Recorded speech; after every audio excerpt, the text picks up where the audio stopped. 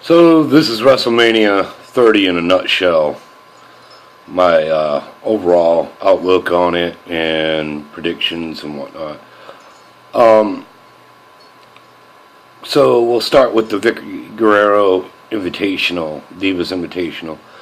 Um, I look at this as a way to take AJ off the belt.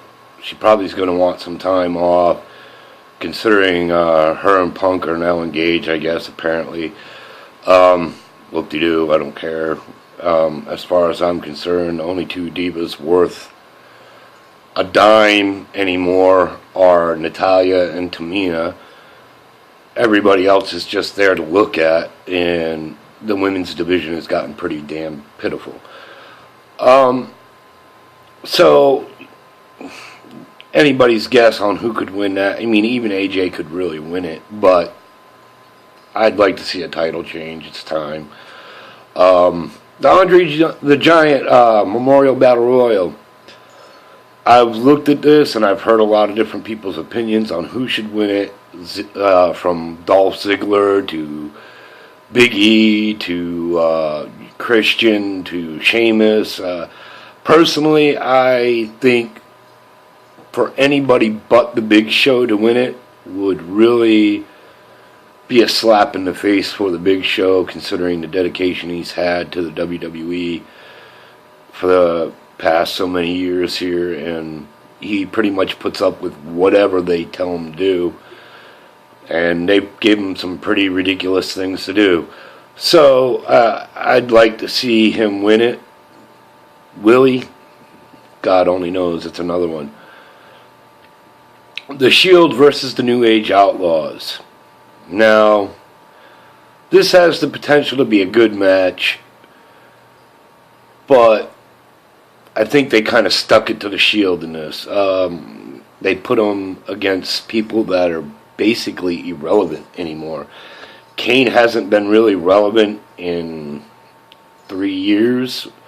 The New Age Outlaws just came back after being gone how long? Since 2002, 3, something like that. I mean, it's really, they're irrelevant. I mean, and I see the Shield winning, and maybe some kind of rift being put there because there's still talk about splitting them up, but I'd really hate to see them split, but, it's a possibility. But I see it as an irrelevant match, a dominated match by the Shield. The Fatal 4-Way Tag Team Championship. The Usos versus Los Matadors versus Ryaxel versus the Real Americans. I see the Real Americans coming out looking really good. Whether they win the titles or not, I'm not sure. It looked like they were going to split the team for a while there, but I don't know what the plan is here. I haven't heard a whole lot. And I can tell you one thing, don't look for Los Matadors to win. They are the crappiest team ever. They make Tito Santana's El Matador gimmick look good. So we go on to John Cena versus Bray Wyatt. This here, it's another one. It can go either way.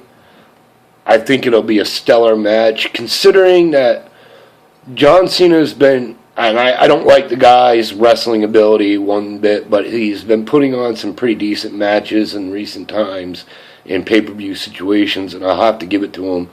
He's pulling out some bigger stops to perform some better matches. Bray Wyatt's just amazing. The guy's got it. And, I mean, I'd like to see Cena put him over. Whether that happens or not remains to be seen. It won't. I don't think a loss here will hurt either guy if the match is done correctly. Brock Lesnar versus The Undertaker. I'm going with The Undertaker. I think it's going to be a stellar match. In the back of my head, I'm just I'm just hoping that The Undertaker doesn't get hurt in a bad way by mistake, obviously, during this match, because Brock is a bit more aggressive than most people The Undertaker has wrestled in recent years.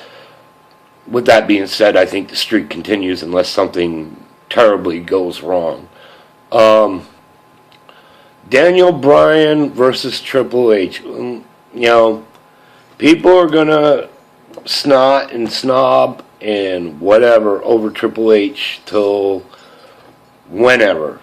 Because of who he married and how many times he's owned the title and this and that. Everybody's always going to have that bad opinion of him. Personally, I think he's a hard worker. I think he's put over the right people when he was asked. And he still puts over the right people when he has to. I believe Triple H will put Daniel Bryan over. I think it'll be an insane match because Triple H takes it seriously whenever he steps in the ring.